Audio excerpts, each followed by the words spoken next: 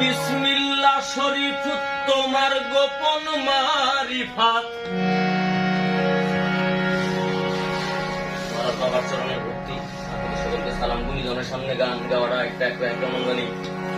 বদরুটি হলো ক্ষমা করবেন দেশ এবং দেশের বাইরে লাইভে যারা আছেন আমি একটি গান বাবার দিকে শান গেল 3-4টা শান গেল খুবই ভালো লাগলো এই গানের শানের কথা মনে হইল সেই কারি আমিরুদ্দিন